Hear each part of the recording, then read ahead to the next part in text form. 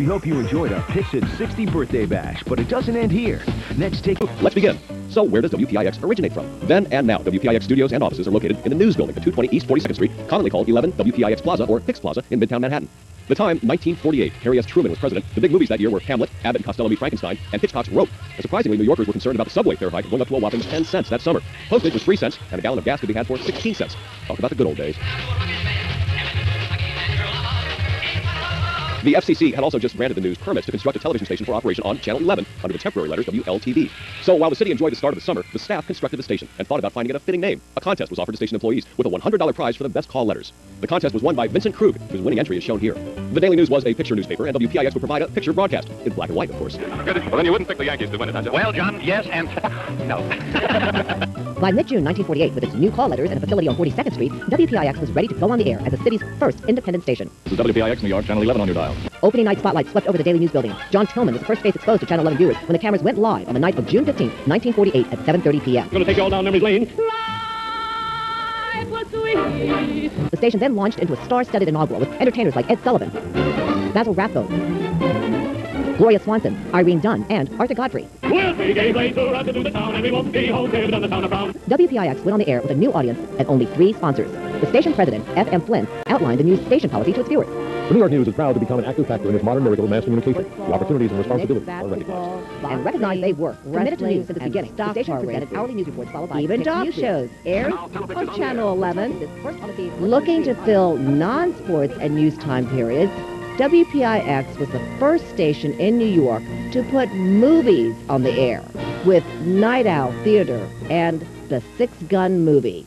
And local programming also included a little-known news columnist named Ed Sullivan, who would make his first TV appearance on PIX 1951 with his show, Little the Old telecast of New the Senate York. Crime Commission grilling America's reigning mobsters. The coverage showed a side of life many viewers have never seen before. Swear to heaven, I don't believe the honest truth ever been told about it. The men I was around that gave me things were not gangsters or racketeers or whatever you call these other people.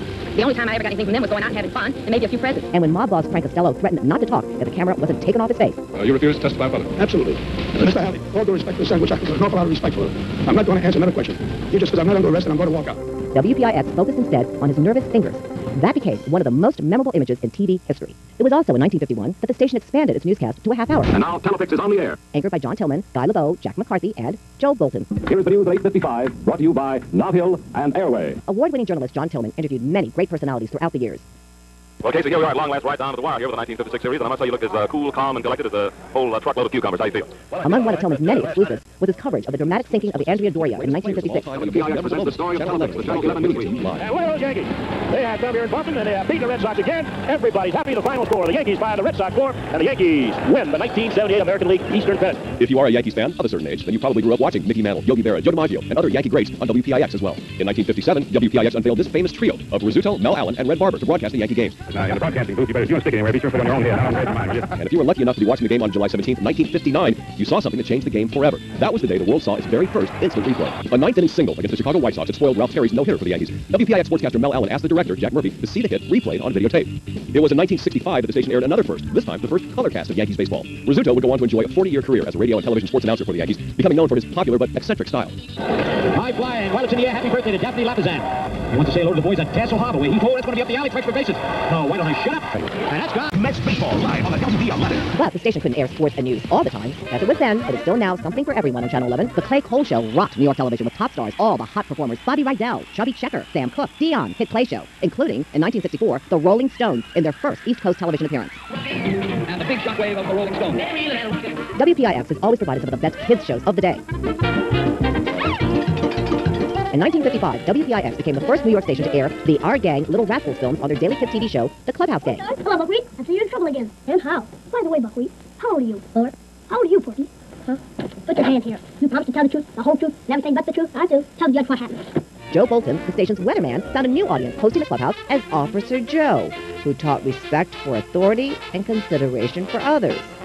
Officer Joe and Captain Jack will become beloved children's programming hosts for over a decade.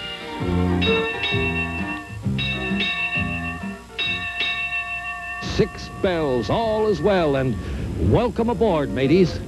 Into the 70s, hosting, among other favorites, The Popeye Show, The Little Rascal Show,